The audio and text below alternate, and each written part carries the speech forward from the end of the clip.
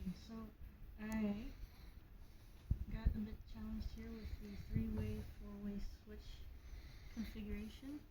I had missed a connection between the GFCI and the 20 amp receptacle, and that was just this one. So what And is that one? so this one is the neutral. Ah, It's neutral between these two because that way we have. It wasn't working when I tried testing it, but once I got that corrected, it actually started working. now this is Kitty. She's more a computer tech. So electrical is not really her forte. Yeah. That's usually mine. I have her testing out the lab for the meantime. So like that, people can see that it's a little bit easy to follow and kind of fun. So this is the project she has. It's a three-way, four-way switch configuration with additional of a GFCI, a 20 amp, and a half-hot receptacle, as well as turning on your fan. So, all right, Kitty, bring us to life like Evanescence. 3, 2, Yeah. and then the other way. All right.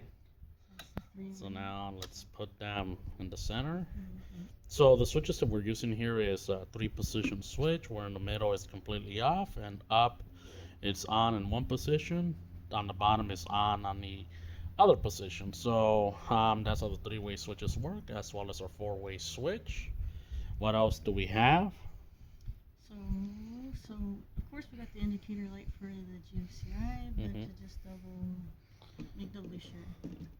Just to double check that it works. All right, we got a plug tester. Let's hit the test button so we can see if the GFCI itself is working. All right, it does. Let's go ahead and pull that out. And from there, let's reset our GFCI. If you want to use the pencil, I think it rolled under the board. Oh no, there it is. I want to reset it because I know it's pretty difficult sticking your finger in there. Yeah. All right, what else is protected by the GFCI? Because we do have an additional red wire Mhm. that is going to be protecting something else while a constant power coming in to our 20 amp receptacle is actually connected in parallel to our GFCI. So this one is not protected by the GFCI, but this is protecting something else. Let's kind of see what it is protecting. Plug in the plug tester again. And we know that we have another single pole switch. Let's go ahead and turn on our fan. Alrighty, so let's go ahead and hit the test button on the. So pretty much this is simulating you're under the sink garbage disposal if it's protected through a GFCI. Little water kind of drop down. Let's say your garbage disposal broke or cracked from the bottom, or one of your pipes gonna give out. This will protect the circuit as well as the person itself. Let's go ahead and reset the GFCI. Oh no, you have to pull that out again. Katie is not. That's so cute. Again, this is her first time actually using this, besides helping me build it. We are together a couple. We are the ones that pretty much designed and built this together.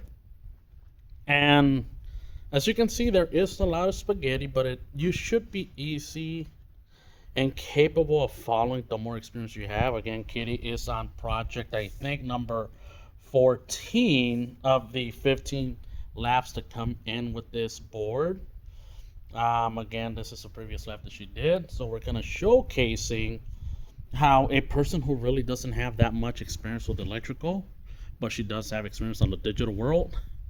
Not with Digimon, but with computers and technology, can actually understand the basics of circuits using Project Little Spark. And yeah, we can't wait for support and get your help so we can bring this to life. Obviously, you guys can build different types of circuits with this board itself. These are just 15 laps to kind of get you started. From there on, the sky's the limit. Bye bye.